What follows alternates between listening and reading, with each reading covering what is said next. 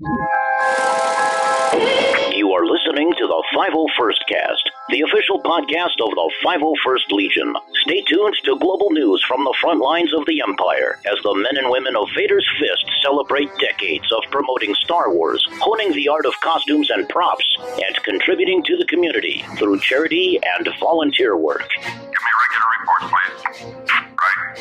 And here are your hosts. Take it away, troopers. Copy that. Welcome to the 501st Cast, the official podcast of the 501st Legion, Vader's Fist. Here are your hosts, myself, Mike Hinton, TK5351 from Garrison Carida, and I'm here with... Chris Nitro, TR82065 from the Northeast Remnant Garrison. Mikey Bouchereau, TB60614 from the Bluegrass Garrison. Matt Schraeder, TB99920 from Starkiller Garrison. And I'm Anthony Pizzuto, SL22381 from the Northeast Remnant Garrison. All right, the latest reports from the Imperial Security Bureau confirm that as of April 19th, 2026, 13,020 active troopers now stand in our ranks, an increase of 96 since our March update. And across the galaxy, we now command 34,215 approved costumes, a most impressive display of order and discipline. Now, for your tactical highlights, the skies remain firmly under control as the TIE fighter pilots continue to dominate with a commanding 769 cadet lead over the TKs. Come on, TKs, get on it. But the real surge this cycle? Snowtroopers. Yes, with 158 new snowy recruits, they've been busy securing every icy corner of the galaxy. Echo Base doesn't stand a chance. That push brings them, that's right, enough of that. Down with the rebels. That push brings them to 1,053 approved costumes, now matching the ranks of dark side designated costumes. And in a development that will surprise absolutely no one, no reinforcements reported for the clone pilots, Bark and Arc troopers, or Republic commandos. Sorry, just no movement. But we trust they are regrouping. The Empire grows stronger with every trooper who answers the call, so stay vigilant, stay committed, and as always, carry out your orders with precision. All right, more news after this. This is Hunter Smoke, CC81419 from Northern Darkness Garrison, and you're listening to the 501st Cast. On April 16th, the news we've all been patiently waiting for was announced. Tickets for Star Wars Celebration LA 2027 are going on sale on May 6th. As if we were not busy enough that week. For those not in the know, Celebration is the ultimate official fan convention for all things Star Wars.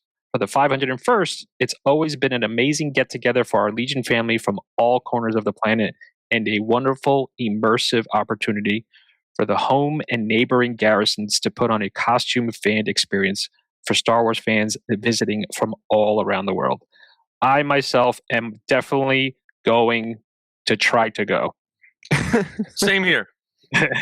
Do or do not. There is no try. Yes, I quoted the green guy. I'm sorry.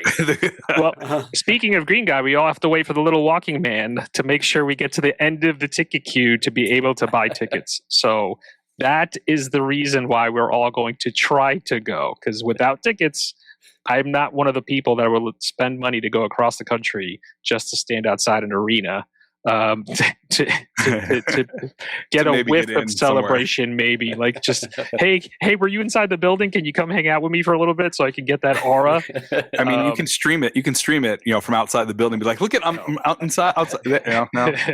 I mean, that's how I lived through Celebration Japan, because I could not go, so I lived it on my phone, like in little things on lunch breaks and stuff. I've had the great fortune of being able to go to the last three, which is every single one I've tried to go to, I've gone to. So I've only been to three, and it's been the last three. And like I said, this is the most nail-biting experience for people that want to go, is to actually secure tickets to going. So I would, fingers crossed, I wish luck for everyone that's trying to go. By the time we air this podcast, it should be the next day. Because we release on the 5th. So the next day will be tickets on sale, May the 6th at 12 p.m. Pacific time. Actually, we should tell everybody false information to give us a leg up, right? Everyone, it's Revenge of the Sith, right? Will also be a punishment for anyone who doesn't listen to us right when the podcasts are released. That'll, learn the lesson, listen right away because there's important news we tell them. Yes. Correct. So best of luck to everybody, and most importantly, best of luck to the SoCal Garrison, the Rebel Legion base, everybody out there I can trust will put on a fantastic show. They did an amazing job in Anaheim. I know they're going to hit this out of the park. I wish everyone all the best out there, no matter what happens. I know they're going to put on a fantastic show, and good luck to everyone for purchasing tickets. It's going to be a blast. I know it for sure. 50th anniversary of Star Wars, and I don't know what else I could say. I wonder if any of us have pictures of each other at Celebration that we don't know. Like if we go through our picture piles. So, anyway. This last Anaheim one, I think there's a lot of us in costume. I mean, I was there. Chris, we probably have at least the group photo. They're like, oh, there I am in the little spot there. We always take actually, that's a really cool thing to check out too. Even if you're 501st adjacent, you're wondering and you're listening to our show and you're kind of like want to learn more about the 501st. If you go to Celebration, get together and see when they're doing the group photos. It's such an amazing sight to see all the Legionnaires in their costume. I remember Chicago was just absolutely crazy and Anaheim was just blast with all the people in their costume. Heck, Florida was amazing. Just the sheer amount of people in costume, troopers all gathered together. It's all. You just see all the people taking photos. Like this is such a cool photo to be part of and just to see around. Plus you get to see all these people that your Legion brothers and sisters to be with them. So definitely, I'm looking forward to Celebration. I can't wait for that. So check it out. And in true Legion fashion, almost always when they're done the group pictures, they say, "Let the kids come." And then the kids will come in and get pictures with hundreds of troopers. So, Well, on to even some more Star Wars news. Mandu and Grogu tickets, April 17th. Tickets for so that's already if you're listening, it's already too late. Tickets for Mandu and Grogu movie went on sale in the U.S. What does that translate for the 501st? As we discussed in episode 140.5, potentially several new costumes for Legion, as well as trooping opportunities. We'll probably have the June episode recorded by the time the movie date. But we'd love to see your trooping photos and hear your thoughts on potential new characters. Stay tuned in later episode to find out how. And I would like to add to this, it's not on the script. If you are at an event, ask people to tag the 501st in your pictures. Mm-hmm. That is just neat to see, if they can tag the pictures, send them to us, we'll post them up. But it is just so cool to see people in costume. I'll be there. We got our local one already scheduled. I'm signed up. I recommend to any trooper if you can troop a drive-in. There's not very many times as a TK you can say, move along. Move along. We don't have many opportunities yet in New Jersey, but I did secure tickets. I bought the tickets and then I told my wife. I was like, "Hey, are you okay with the kids staying up late on school night?" And she was like, "How late?" And then it worked out. I didn't have to refund any tickets. It was totally fine. It's the end of the school year. It's fine. It's okay. The finals? They're kids. Well, come on. On to the new CRLs. Unfortunately, we haven't had any new CRLs this month, but we'll take this time to give a very brief explanation of what a CRL is for our non-member listeners, right? CRL stands for Costume Reference Library. The library contains a list of all the costumes that can be approved to become a member of the 501st Legion. We also commonly use the term CRL to describe the references for a particular costume. As an example, the Royal Guard, Return of the Jedi, CRL. The Stormtrooper, A New Hope, CRL. Each individual CRL is a visual and technical blueprint for each and every costume within Legion. You'll find reference photos and specific descriptions for all costume pieces, as well as optional accessories for costumes that have them. As an example, blasters or gloves or things like that of those natures that are optional to a costume piece. There are many more aspects and facts about CRLs that we can devote an entire episode to, but that is a very brief overview of what a CRL is. To check out the costume reference library, head over to crls.501st.com. Trooper of the month. Trooper of the Month. TD 4549 was nominated for the 501st Legion Trooper of the Month in recognition of his exceptional service, leadership, and dedication to the Legion. He served as Bloodfin Garrison's commanding officer for an extraordinary 12 years, earning the trust and respect of the entire unit while helping it grow stronger and more organized. His leadership was defined as fairness, consistency, and deep commitment to the Legion's mission. 12 years. That's amazing. That is 12 years. That is. Just 12 years in the Legion is one thing. 12 years as a commanding officer. I mean, I've done it for a couple of years in even XO or whatever else, but that's just 2 years in a row tired me out. 12 years. That's a lot. Yeah. Well, and it goes on to say TD 4549 was a driving force behind the Garrison's charity and community outreach efforts, contributing to countless hours of events that brought joy to families and fans. His belief in service through costuming left a lasting impact on the culture of the unit. Even after stepping down as CO, he continued to serve the Garrison as membership liaison, supporting the members with patience, precision, and care. While he was nominated anonymously, the nominator had this to share. TD 4549 is a kind member who strengthens the Legion every day simply by showing up, giving his best, and lifting others along the way. His years of leadership, his deep involvement in charity work, and his ongoing service as a GML made him an outstanding candidate for Trooper of the Month. Congratulations, TD 4549, for being named Trooper of the Month for March 2026. Yeah, I hear when people puts that much time into leadership and stuff, that's just such a good example to all of us. When we go to troop, that all of us have had those days where, like, do I really feel like strapping armor on? It's like 90 degrees out, or so. That's inspiring. And we also have a crew of the quarter to talk about. Emerald City Con, basically the planning group of 11 501st members, 10 from Garrison Titan and 1 from Cloud City Garrison, and 5 members of other Star Wars costume organizations worked together to put on an amazing attendee experience at Emerald City Comic-Con. Some facts and figures from it. They earned $19,583.58 in direct contributions for Mary Bridge Children's Hospital. 14,075 Emerald City Comic-Con attendees passed through the room, with 169 individuals from various costume clubs or family members of the club members did at least one shift or helped set up and break down the sets and the rooms from March 3rd through 8th. With over 430 hours in 2-hour shifts over 4 days. That's a lot. I mean, that is absolutely awesome.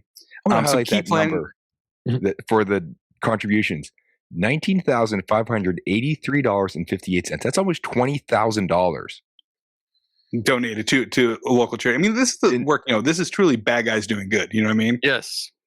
Well, that's like almost as much as I'm making one day of work. I mean, come on. Wow.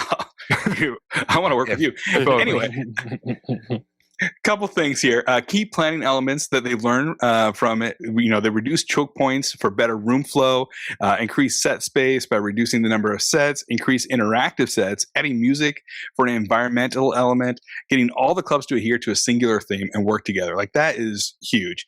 Tatooine, Mos Eisley Spaceport, with all the sets being from A New Hope or themed from a desert planet market. In all, they had 6 amazing sets and updated 3 to the theme, with a Tatooine Cantina set, bar wall, center bar, DJ 3X or Rex DJ droid spinning up tunes next to the cantina, with a 501st Imperial listening post, Tatooine alley, weapon stations, and a alley market set. While also holding a silent auction, Garrison Titan and all the clubs and people supporting the room, at least 60 individual members of Garrison Titan trooped multiple shifts. Additionally, 50 different members of Garrison Titan trooped at least one shift, and 501st members from 5 garrisons trooped ECC. So Garrison Titan, New England Garrison, Cloud City Garrison, Timberland Garrison, and Outer Rim Garrison.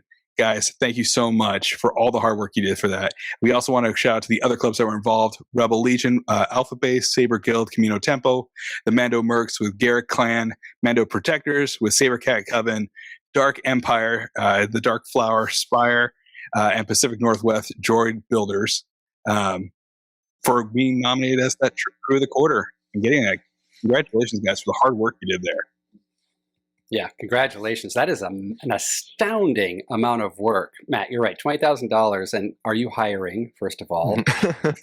And second, just like the coordination that this entire crew put to pull this off and the amount of sets and everything is just, that's good for them. That's great. So congratulations, team. That's great. Well, and good for the Children's Hospital, too. I mean, that's a great donation for that. That's awesome.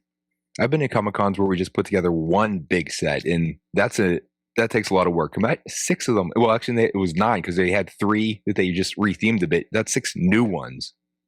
That's wild. That's wild. All right. Well, congrats. Congrats. Trooper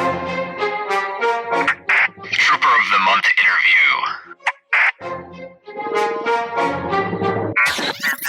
And after singing the praises of our Trooper of the Month, TD4549, his name's Chris, we're actually going to get to talk to him.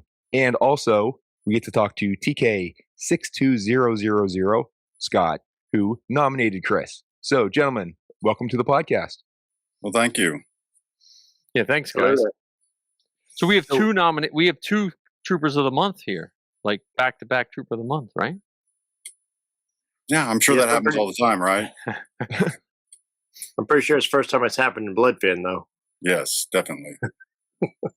Well, that's good. That gives you some really good, well-deserved PR. Before you came on, Scott, I was saying to Chris that I think the Trooper of the Months are the most humble people I've ever met.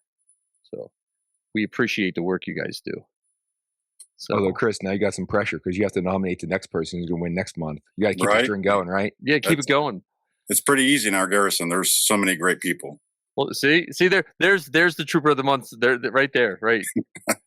So we're gonna talk Trooper of the Month stuff, but before we start Trooper of the Month, a lot of people like to know first off how you heard about the garrison or the 501st and how you got involved. Like your origin story is to say. Well, a long time ago. No, we had C3 in Indianapolis, I live just an hour south. So my friend, a workmate, and I decided we're going to go check this out. Not con people or anything like that. Crazy experience. We saw all these guys running around in costume. We went to some of the panels Bloodfin threw on. And we did like everybody does. We went the opposite way to get our costumes together. We probably spent way too much. And shortly thereafter, I think November, became members. And ever since then, have just been going strong. Now, what year was that? 2005. 2005. So that'll be 21 years. My Lord. It's before I was born. Now, as a fellow, you started as a TD then, correct? Yes. Were you an FX kit or a different kit? It actually was an FX kit, but I have swapped out the buckets. So yes, it's still the majority of the armor is FX. I'm an FX. I came in 07, so I'm still majority FX. Nice. Except for the bucket. So nice.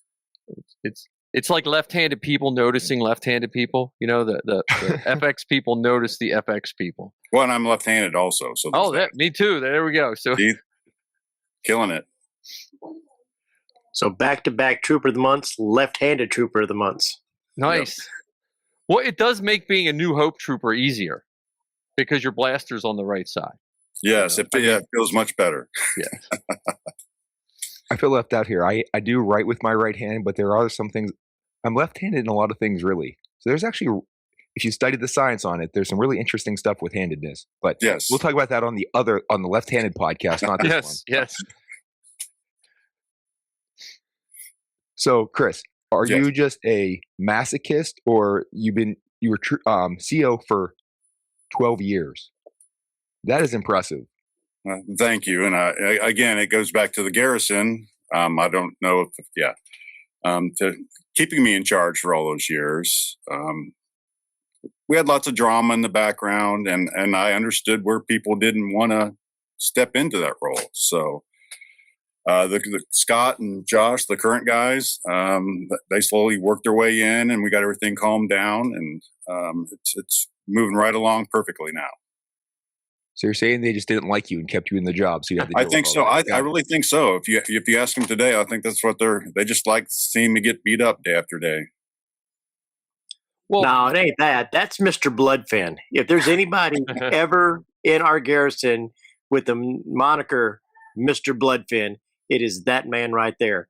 He has put up with crap and came through stronger each and every time. This man is a living legend. With any garrison would be happy to have him, but you're not getting him because he's part of our Thank you, Scott. I would think because you are Trooper of the Month, I would think you probably have a secret method which you might not even realize of helping people. Because like you said with drama, I think what's your secret to make, because you had to make some of the drama go away and make people want to troop, because it seems like your garrison's a really strong garrison. So how do you balance that having to do the behind the scenes and still do all the wonderful things that we've heard about you've done so far? Like, how do you balance that? Well, our tagline's always troop on and have fun. That's what we push for. And I just tried to take care of stuff behind the scenes. I tried not to let it get on the forums, tried not to let it get on Facebook. I tried to communicate directly with the people we were having issues. And to try to solve the issues. And unfortunately, sometimes those people are no longer members of the Legion anymore. But so my next question was for when I was talking to Scott, and this is great because Scott's right here. It sounds like you have a good relationship with all your members. What's your relationship with Scott? Like how did you guys meet? How did you become the dynamic duo of Troopers of the Month here? Well, we met through Bloodfin. I was CO at the time when he came on board, and he troops his butt off. He's fortunate that he's right in the area, and he's a trooping machine. He goes to everything. And we just the after troop meals, things like that. We got together. He became my XO to help me out through some of those fun times we had. And I think the relationship's grown since then. Again, he's another person I would never have met, probably, if it wasn't for the Legion, for Bloodfin. There's so many people, so many great friends that I would never have come across doing this. Yeah, I don't think we can overstate how great that is for people like you and all of us here. We probably, us four, wouldn't have met, and the host of our show and most of my friends and most of your friends. It is amazing how we live in these silos, and then Star Wars lets us kind of step out of those silos. Yes. So, and there've been there's a lot to be said for the people you meet that in the 501st or Rebel Legion, whatever the groups you're going to be in. That there's people who've met and gotten married. Yes, we had it was a Troop of the Year a couple years ago. I donated his kidney to somebody. Right. Yes. Yep. Yeah. It's really amazing thing. So you've been trooping since 2005. Yes. So I hate to ask people for their favorite troop. So I always, because I know that changes. You know what I mean, depending on how you're looking at things. But I do like I can't just make you do one for the amount of time you've been in. But what are some of your most memorable troops? Well, one of my first Make-A-Wish troop. I was probably a couple of years in, maybe 2 or 3 years in. A young man wanted to be a stormtrooper. He was bedridden. And we made it happen. We actually worked with Midwest Garrison to get the armor. We assembled it to where we could put it on him while he was in bed. That's probably one of the earliest great troops I can remember, just because it lit him up. His family was so happy we were there. That's definitely one of them. I've been a part of several Make-A-Wish events, and anyone out there listening, if you ever have the opportunity, definitely do it, and you'll be glad that you have the helmet on too. Yes. We just did one a couple months ago. Scott and I were talking about that a little bit too. It's the helmets are dual use in that regard. So yes. Because I have A-Wing is the only non-helmeted character I have, and I rarely wear that. Yeah. I think I look better with the helmet on. Yes. My wife even agrees with that. Most do. Right. Now, and speaking of wives, that's another part of his success story. If he didn't have Missy on his side, he wouldn't probably have had half the success he had, because she's the calming voice in his life. Trust me. Yes. Yes. My wife, Missy Bradley Grayburn, ID 5064. Oh, she's in. Oh, great. Yes. Yeah. She handled for many years, and then I finally talked her into getting the olive drab officer. So now she's a member of both legions. So nice. But yes, as Scott said, she was a very calming voice. And then another person with a 4-digit TKID. Yes. So she's been there for a while. She's been there. Yes. Yeah. That's awesome when your family can do it with you. Yes. My kids did it. My wife usually was a handler, so. But my kids, my oldest is in Mando Mercs and Rebel Legion still. Nice. So.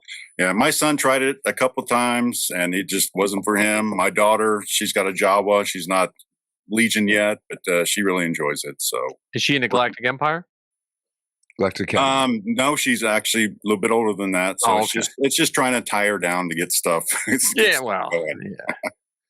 Yeah, that's understandable. Right. So do you have any? So we have, Make-A-Wish, and I don't want to take away from any of those serious ones, but do you have any troops that like you sit back and just make you laugh, like whether it was a mistake on your part or just something funny you did as a troop? I've done a number of the Weird Al concerts. Oh yeah, those are great. I've done several as Vader. I've done it TD. Those are just always fun. It's just. Because you never know what to expect from him. It's kind of the same routine over and over again, but you still get up there and you're like, I don't, which way am I going? And it's always fun. They always treat us so good. Definitely that Weird Al. There's some Dragon Con stories he's got too that may be on a different podcast. Oh, okay. That's a different, He's somewhat PG rated. To jump on that, that's a whole nother thing.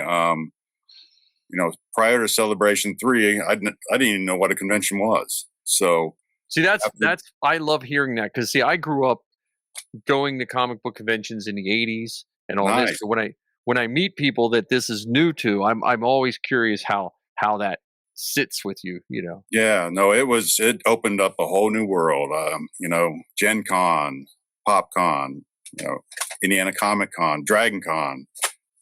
I think I hit it after 2 years being a member. It was a big thing with Bloodfin to go to as a group to Dragon Con. So I jumped on that, and I was able to go many years in a row until, it's difficult getting a room now. So Right.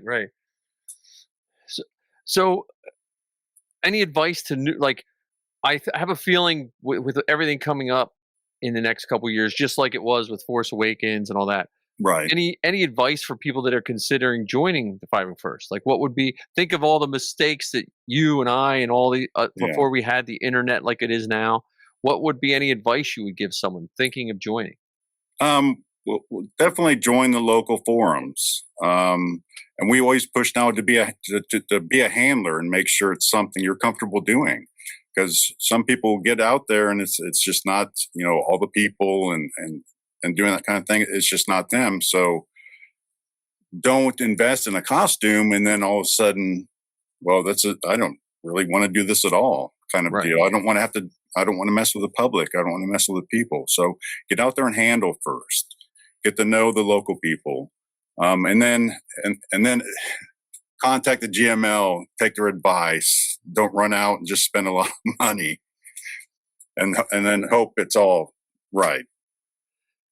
Now I see I see your snow trooper. Yes. And I see, so what other troopers do you have? Well, like I said, start off with a sand trooper, jumped into the Empire Vader. Like I mentioned earlier, long time, was the only Vader in Indiana. I've got a Tusken, the Snowy. Then on the Rebel side, I actually have a Chewbacca, a New Hope Chewbacca. Oh, nice. And then also the A-Wing. Feel like there's some others I'm missing, but that's the bulk I wear. Oh, well, that's like, that gives you a good variety. You know, yes. I try not to have new people think they have to make 50 costumes. Right. No. But when you join and you find those costumes you love, it is always good to have more than one, you know. And that, similar to conventions, it opened up a whole new world of costuming. I also do Judge Dredd. I do Battlestar. I mean, it's ridiculous. Well, so now are you going to Celebration this year? We'll see what the cards play.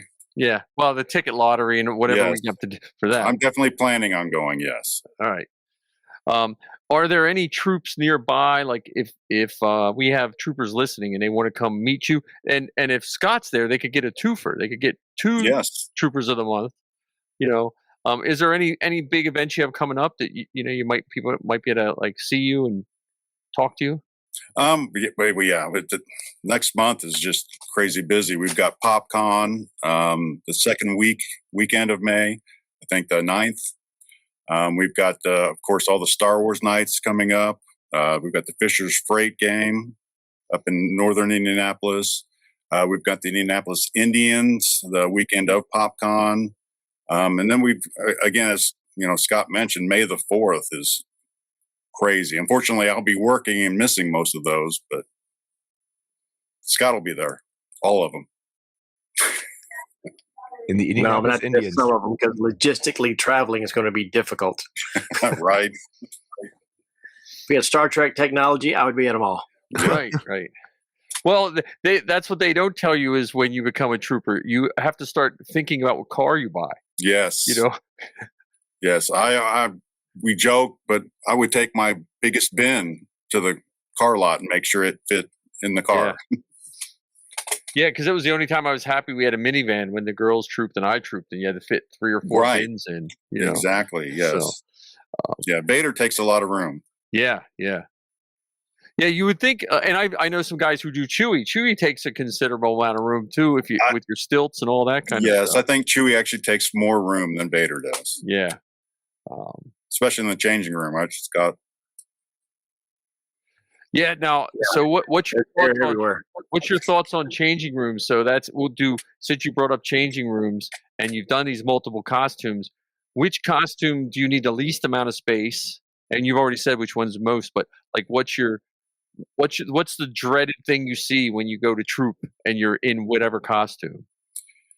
Well, definitely the Tusken and the Snowy is probably the easiest to troop in because literally you could just do a little hallway or something. But yes, Vader and Chewbacca are the worst for small changing areas. Now with Vader and Chewbacca, do you need a handler to help you with them, or I know some guys need handlers and some people can do it on their own. No, my wife pretty much helps me out with Vader. There's a few parts of Vader. My bucket. Chewbacca's the same way. There's just some things I just can't. Once you get everything on, you just really can't do anything. Right. Yeah, I've seen my wife reach around Vader and do all sorts of stuff, and I have to just be very confident in my marriage when she was handling helping yes. Vader. So, yes. The line of sight in Vader is not good. Yeah. Now, you do Vader. How tall are you without any like lifts? Are you like 6 foot tall? I'm 6'2". Oh, okay. Yeah. Yes. See, I got like 3.5-inch lifts in my boots, and I'm still because I'm 5'10" on a good day. So. Oh, nice. No, I think I've got maybe 2-inch lifts in mine. Yeah. Pick me up a little bit. Yeah, when I wear my Vader, I got to put the Paul Stanley boots on. I that's my biggest fear is when I finish my Vader. I don't want to be the Vader who trips the first time he goes out and ruins everything just because I didn't practice in my boots. Right. I was able to throw out a first pitch years ago. Oh, at the nice. Indians game. That was interesting in Vader. Yeah. It is amazing. Well, in the Stormtrooper and all of these costumes, you kind of learn how to move because you don't want to like whack little children in the head because you can't see, so you learn to move. But you can tell old troopers, they know how to move their arm very slowly. So you don't, no quick movements. Yeah. Always look down before you shuffle your feet too. Yes. Right. Yep. Yeah. But. And Chris, being a Pittsburgh Pirates fan, the Indianapolis Indians are the AAA affiliate. So yes, I fully approve. Nice. And my wife's a big Reds fan. It's all right. No one's perfect. I know. Well, so like, I'd like you to talk. I mean, I know you're not going to because it's Trooper of the Month, and but I just to thank you from those nameless troopers for everything you do. If you're nominated Trooper of the Month, you've done so much to help other people. And just what I know from Scott, and Scott seems like a humble person, and meeting you, I just want to thank you for all you do. Like well, again, thank you. I never got into this. I never became an officer to get kudos or anything. I knew what I was getting into. Right, and that's what's really nice because Bloodfin. I was just doing a little research on Bloodfin. You guys are like doing all kinds of stuff down there. And how old's your Garrison? Like when did it start? I think it's about 24 years old. Yeah, so it's you're in there with it. So that's just awesome. And I always love seeing the racing shirts. Like that's I don't have mine on. I'm sorry. I just got back from Gettysburg like moments before we got here. So I figured I'd dress the part. Yeah. Yeah, I slummed it today. I just came from doing yard work. Yeah. Well, that's the troopers that it's nice to be that invisible trooper, Yes. No, I just really enjoy, the smiles we see on people's faces. That's, and I mentioned the camaraderie already. That's, just the people I've met, like Scott.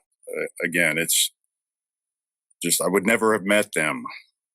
No, we were at a gathering yesterday. We had friends from California, Pennsylvania, Florida.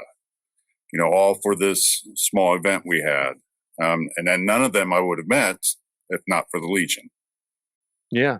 Well, and it's awesome to where you're like, I've worn my, racing shirts to Disney at one time. And I the guy just brought me his patch and his card, It's like, so I met the CO of the Hawaii Garrison one year. Yes. Nice. So it is that common bond that I think sometimes, that is missed in our society today, because we all get busy doing what we're doing. Yes. So, and again, I can't thank Scott enough for the nod. I was super surprised when I saw the post. Yeah, it was almost like he was angry. He thought that we were pranking him or something. What was around April 1st, right? It was. That Ramstein got me by announcing a world tour on April 1st, and of course that was a joke. So it's funny. Well, I was going to ask if it was a surprise too, but then you beat me to that one. It was very much, again, like Scott said. We've got some chats going on, and I was like, "Come on, okay, this is hilarious." Now, think I what said did your slow wife think? month. Maybe I was the only one nominated. There was Now, what did your wife think about you being nominated? she approved. Okay. No, she's like I said, she's always been there for me. She's unfortunately, a lot of the stuff always seems to happen on holidays. I spent Father's Day on my phone. I've spent the 4th of July on my phone, So she's always had to kind of put up with that stuff. Christmas, Thanksgiving. I mean, it's almost, let's pick the holiday this time. So, Yeah. You go quiet for a couple of 6 weeks and then it just all blows up. Well, again, I mean, in all honesty, if this could have been like a dual thing, I would have nominated him and Missy, because without Missy, Chris would not be as great as he is. And he knows that. No, you're not wrong. well, There's always crew with a quarter next time. Yeah, that's what's nice though. It is nice when you have something that you can do as a family or a couple. Yes. And I think the Legion itself, when I looked for costumes way before, I looked for my first costume in 1993 and there was Right. nothing. And then I think that what you guys do in the Legion has made it give us a reason to have all the cool costumes. It makes it more sensible to us. So, Yep. What else you got, Matt? I think we're good. Thank you, gentlemen, for joining us. We're going to head back and join the rest of the crew for the remainder of the 501st cast. All right. Well, thank you very much. Thank you again, Scott. Hey, thank you, Thank you, guys. This is DS17066 from the Northeast Remnant Garrison, and you are listening to the 501st cast. All right, let's talk about the honorable member induction. Troopers, we have an update from across the galaxy. So after multiple attempts thwarted by scheduling, the Midwest Garrison officially secured the induction of acclaimed visual artist Brandon Kenny at C2E2 2026 on March 28, 2026. An officially recognized Lucasfilm artist, Brandon's work has been featured at Star Wars Celebration Chicago and London, bringing iconic characters to life across the galaxy and beyond. Now, this induction carried special meaning in Chicago, which was the very place where he proposed on stage to his now spouse and fellow honorary member, Karen Hallian. Reports confirm he was completely surprised and deeply grateful. The Legion is proud to welcome Brandon Kenny into the family, and congrats to the entire Midwest Garrison for making this induction happen. Yeah, congrats to that. Does anybody know what C2E2 means? No. Oh, I did at one point. I'm assuming it's Chicago like Comic and Entertainment Expo. There you go. That's what it is. They didn't like CCEE. Maybe it's C squared E squared, and we've just been saying That's what wrong it is. this entire time. It's C2E2 because it's It sounds like a droid. Yeah. Mhm. Someone will name it. Yeah. It's one of the both of these cons, ECCC, right? Emerald City Comic Con and C2E2. I would love to attend one day, right? Celebration Chicago was like around the time I got into Legion, but like I just got into Legion, so didn't really have like the funds or the timing or whatever to get to it. And I cared about work a little bit more back then. So I felt an onus to go to work instead of calling out and, saying, I'm not going to be there and wanting to do the thing. But yeah, definitely two towns I would love to visit and support the local garrisons and check them out. So congrats all around. Yeah. And we're moving on to the topic of the day. So last episode, if everyone remembers, how did you explain your new hobby to your non-Star Wars friends and family? That's the questions we posed for ourselves to think about. Nobody wrote in, so shame on you, Legionnaires, to tell us your stories of how you explained how you got into that. But we will go around the room and answer the question. So we'll kick it off with Anthony. How did you explain your new hobby to your non-Star Wars friends and family?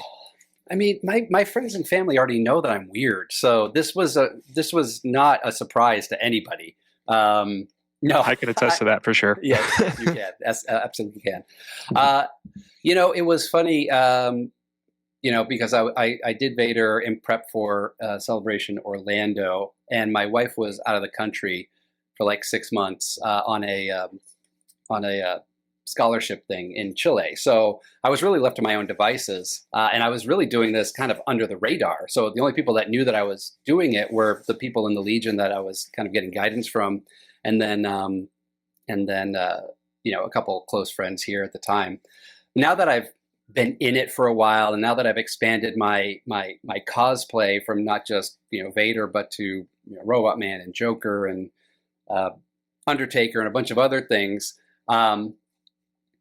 I just say that it's a way to let my creative juices flow and get out of the rigmarole of office life and work life, and let my creative flag fly. We all have our little outlets, whether it's painting or watching Netflix shows. Mine is making costumes and dressing up and making people's days.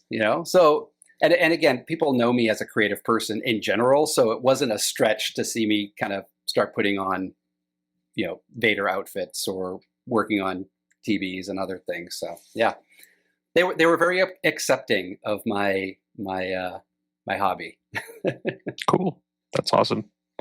Continuing around the room, Mikey, how did you explain your new hobby to your non-Star Wars friends or family? I mean, for me, it was one of those things where even my non-Star Wars friends and family were like, well, it's about time. Like, I mean, it took me a while. I mean, I grew up with Star Wars. Like I was the Star Wars kid growing up.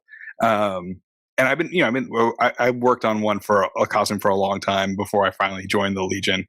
But I think the easiest way to describe it to like non-friends, even like people that you meet when they kind of ask like what this hobby is, and someone's like, oh, someone's going to talk to you about Star Wars. I say I played with action figures growing up, and they're like, okay, I get that. I played with action figures. I said, but now I am the action figure. And they're like, oh, and then I show them a picture and stuff like, oh, okay, that's really cool. Like, so it's not just like it is cosplay, but it's like, I am the action figure. Like I wanted to be the biker scout. I have a little, those types of things. So, but yeah, I think that's the easiest way. It's like I used to play with action figures as a kid. Now I've become the action figure, just a much bigger, more expensive version of it. But yeah, I mean, it's a hobby. It's literally right now I'm looking at 4 TIE pilot helmets I just printed for my daughter, both my daughters, and their 2 friends. They're going to have their own girl squad, and they've already they're printed in pink and purple PLA because they're going to do them in their own colors. Like that's just what it becomes. Like my fans and family are like, yeah, he's the Star Wars guy. So I don't think it was a surprise, but yeah, it's just something fun we do as a family now. Cool. Awesome. Very, very cool. I love that the kids are still interested in Star Wars, because my daughter dropped the news to me the other day. She said, I don't like Star Wars anymore, and I refuse. Like it was literally like, no, like that. Like I had my 8-year-old says that to me all the time. She's like, Dad, I don't like Star Wars. I'm like, but every time we watch it, you are like so into it, and then you have 100 questions, and then you like, well, I like that part of Star Wars, and I like that part of Star Wars. I don't like Star Wars, but I like she likes everything about Star Wars, but she doesn't like the idea of Star Wars because that. But she's really excited for her pink, TIE pilot helmet that she's already said she wants to put flowers and hearts on the face. And I said, well, whatever you and Lily want to do, like those are your guys's, like you guys get your girl squad. So it's good. Like they're here and have their TIE pilot costume. So nice. Good. And continuing around the room, I'll answer the question. How did I explain my new hobby to my non-Star Wars friends and family? I don't think I actually did. I don't think I said anything to any of them. For me, it was shortly, I shouldn't say shortly, it was a couple of years, but after moving to New Jersey, I didn't have any friends. I had family in a different state. So literally nothing. My wife and I, we just plopped ourselves in another state, and really didn't have like a lot of interaction because of just work schedules and busy life and stuff like that. So for me, it was the Legion that got me friends in New Jersey, right? I have my coworkers and I do have my work buddies and stuff like that too, but friends in the true sense of the word, like outside of work, I didn't have anything in New Jersey. So I got involved in the 501st. I think I said this story before. A buddy of mine were like, hey, let's buy the kits, who happened to be a coworker, right? Got the kits, and then started getting involved in the Legion. And then I just started, finally got approved and started trooping and stuff like that. And then pictures started showing up on my socials. And then my family was like, what's going on here? and so like, I was like, oh, it's just something to pass the time, whatever. Like I hang out, and they were like, but so you're in costume or you're taking photos of people in costume? And I'm like, no, that's me in costume. And they kind of just didn't say anything for a little while. But then like, I think it might've been my mom was the first one. She was like, what's going on here? And I'm like, we do things for like charity and stuff like that. Like we go to hospitals and like, help out the sick kids, like just forget about the day and whatnot. And as soon as I said that, like helping other people and putting smiles on other faces, she was just accepted it. Right. It wasn't really a discussion. I didn't have to explain anything. I kind of like all my natural friends I got because of the 501st here in New Jersey. And then the family, like they kind of just were like, oh, it's weird, Chris. And he lives in another state now. That's his way of going about life and whatever. And so my mom was the only person that was like, hey, what's going on? And she was totally fine with it when I was like, hey, we're helping out kids and we're going to do charity events and stuff like that. She's like, okay, it's just a pastime.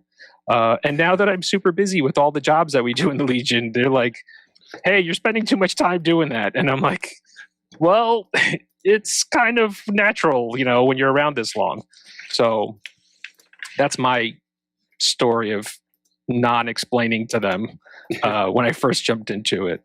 But like you guys said, it's just something that's part of you, right? It's something that manifests because you love Star Wars and you want to entertain that avenue and however Anthony worded it, like show your flag, your creative flag, and get those juices going because it's part of you, right? You really, really love this universe or this galaxy. And continuing around the room, Mike, how did you explain your new hobby to your non-Star Wars friends and family? I was in the same boat as Anthony a little bit. Like I proposed to my wife with Amazing Spider-Man 289, so no one was expecting, me to go out and like play sports or anything. Did you do like the hanging upside down Spider-Man? No, but the last page of Amazing Spider-Man 289, he asked Mary Jane to marry her. So I taped a piece of paper over, Missy, will you marry me? Taped the ring in there because I used to take Missy, my wife, to comic book conventions because she would grade books for me because she's a language arts teacher, so she could grade a book better than someone who, like, if you like Spider-Man, you missed the Ben Staple or you missed this, that. So I would hand her comic books and she would grade them for me on this is in good shape, So I said, hey, will you grade this book for me? And the ring was in there, so And then when when my wife and I got, we finally got our life established, and she remembered I wanted Stormtrooper armor, and she said, hey, you should buy Stormtrooper armor. So I got armor, and no one in the family, like her family, they just thought I was weird until they just, I was always there for them, but they just thought I was a little off. But just weird, Mike.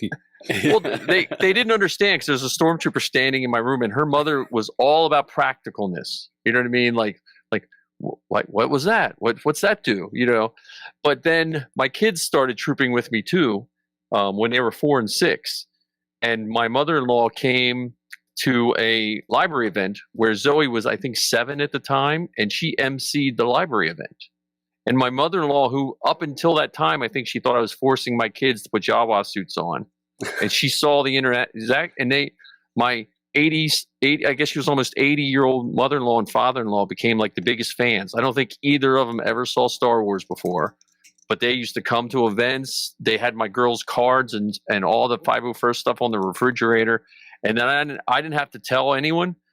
And then once Force Awakens hit, like my students, I became known as the Star Wars teacher. I did my intro to my students in my Sand Trooper armor one year. My boss, I would say he was my work friend-ish, kind of, as much as your boss can be your friend. He kind of almost made fun of me for having Stormtrooper armor until we did an event at the school one time, and he could not get enough pictures of us because I think he pictured us with a string mask, and and when he saw all that stuff. So it kind of like what you guys said, it's easy. I mean, I think the charity aspect of it at least makes it palatable for people to get started. Like, I feel like if the 501st wasn't there, I probably would still have Stormtrooper armor, but I don't think I would wear it as much, if that makes sense. Mm-hmm.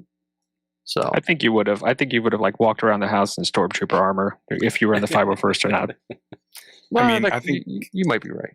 I think during the pandemic was the best test of like how you would wear. I mean, I know I wore mine as like a walk around the neighborhood at times. So I mean, like it's definitely like you would probably do something with it. Even well, I did take 000 and a Sand Trooper in my car. I drove. Now I didn't drive with my helmet on until I got right to the parking lot. But our local movie theater was just to kind of save themselves through the pandemic. They were selling giant bags of popcorn for like $50 plus you got 2 movie tickets for when they reopened.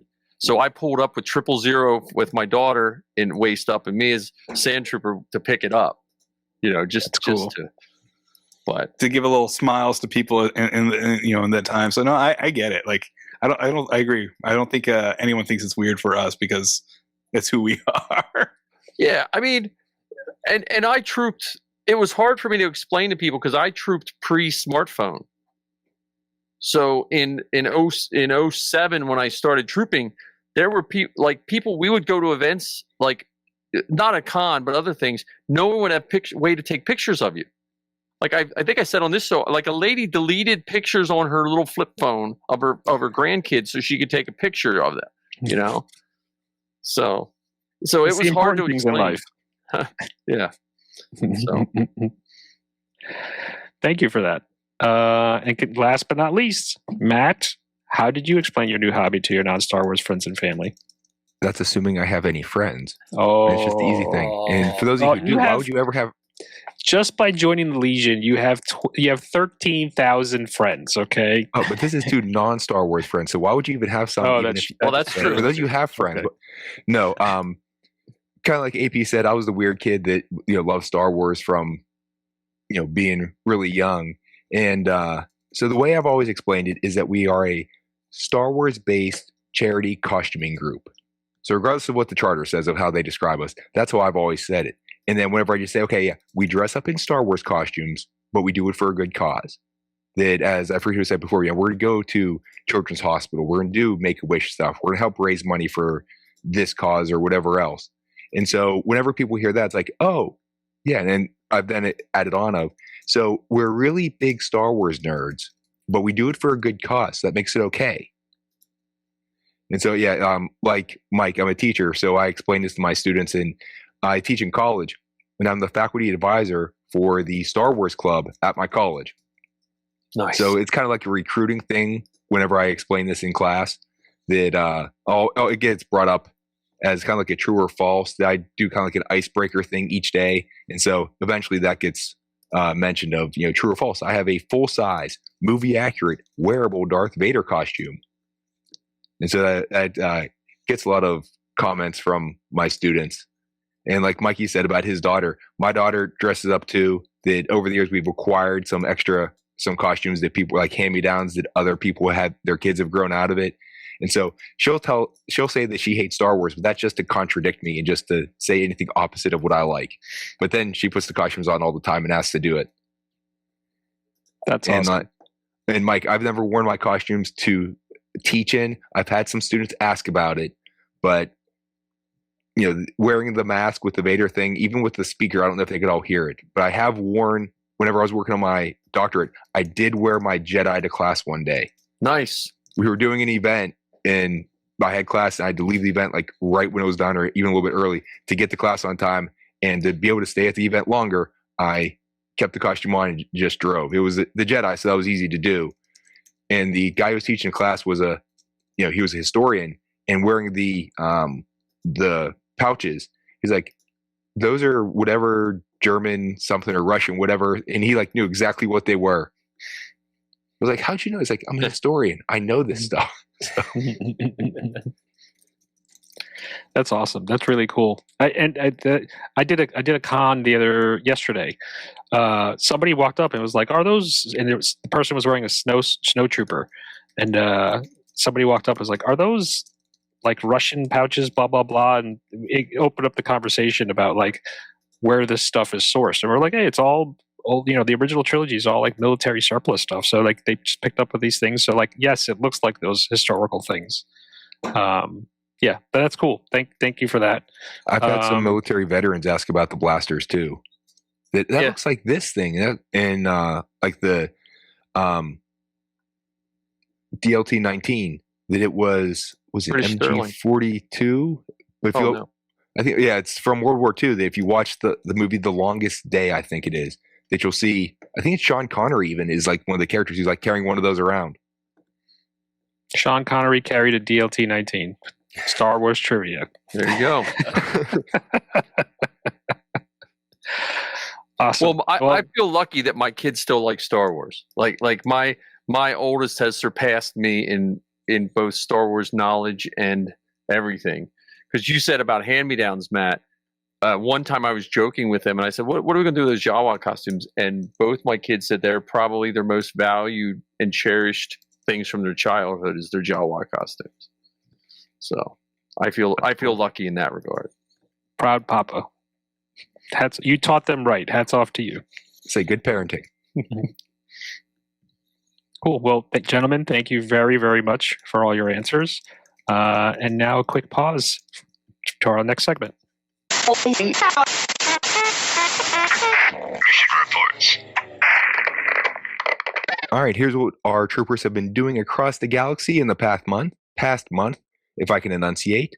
So TK71689 from the Northeast Remnant Garrison. Sorry, guys, butchered that one. There was a polar bear plunge, and members of the Northeast Remnant Garrison. You could make that shorter. I would just call it the NER, maybe. That's what we say, the NER. Yeah. Deveron base of the Rebel Legion braved the frigid waters of the Atlantic Ocean on March 14th, Pi Day. After being postponed due to a bad snowstorm that dropped almost 2 feet of snow, 5 brave plungers dipped into the 35-degree Atlantic Ocean in support of the Special Olympics New Jersey. So, hats off to you for that. The garrison and the base directly raised just under $4,600 and contributed to over $2,200,000 raised for the day. Special shout-outs to TK71689, TK8869, ID 67450, TS 29192. That one was probably prepared because it's a snowy. They're ready for that, used to that weather. TK17422 and DZ27949 for raising those direct funds. And thanks to TK71689 for the report. That's awesome. We do have some upcoming events that we want to mention here. Bravo Garrison invites all members of the 501st Rebel Legion, Mandalorian Mercs, Droid Builders, and Galactic Academy to Training Day, Monterey 2026. You can find out more information on our forums. It's taking place between October 14th through October 18th. Bravo Garrison is playing 5 fun-filled days, which includes traditional Training Day parade through Monterey, Mexico, the capital city of Nuevo Leon. Head to the multi-garrison event section of the Legion board for more information, guys. I'm ST11871 from the Northeast Remnant Garrison, and you're listening to the 501st cast. So this episode of the 501st cast is dedicated to Boyd Thomas, TK8210 of Timberline Garrison. We will write his name into the Memorial for Eternal Legionnaires.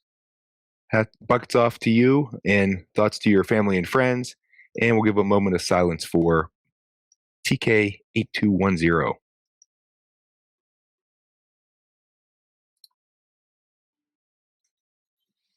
All right, folks. We want to hear from you. Send us ideas for topics that you want to hear about, interview suggestions, or even just your well wishes.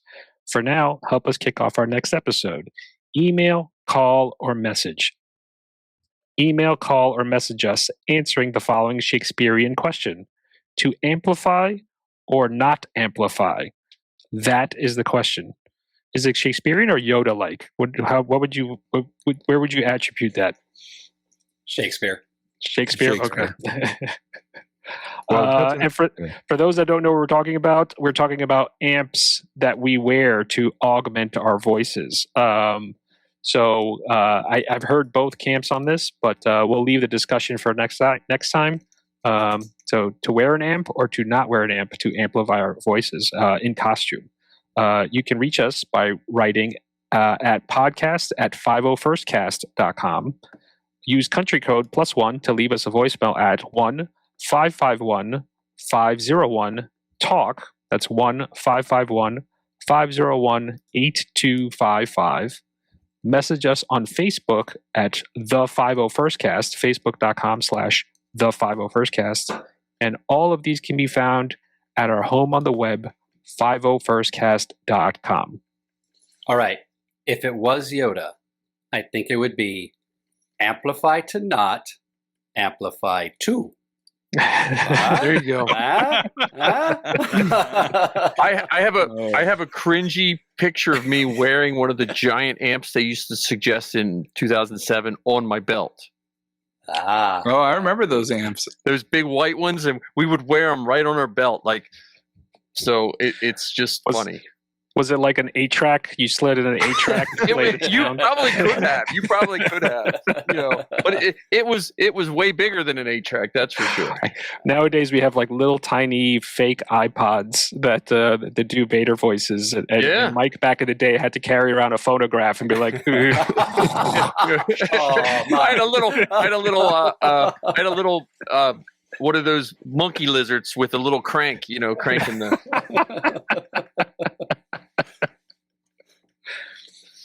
So anyway, we do have a shout out that we forgot last time to CT7859 for reaching out and give us some technical audio advice. We are not too proud to take advice, so thanks again, CT7859.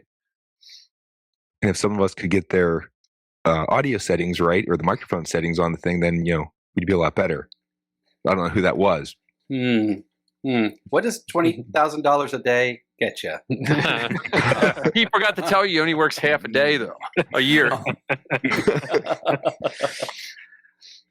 Now for our legal disclaimer. The 501st Legion is a worldwide Star Wars costuming organization comprised of and operated by Star Wars fans. While it is not sponsored by Lucasfilm Limited, it follows generally accepted ground rules for Star Wars fan groups. Star Wars, its characters, costumes, and all associated items are the intellectual property of Lucasfilm. Copyright and trademark, Lucasfilm Limited, all rights reserved, used under authorization. Please don't sue us.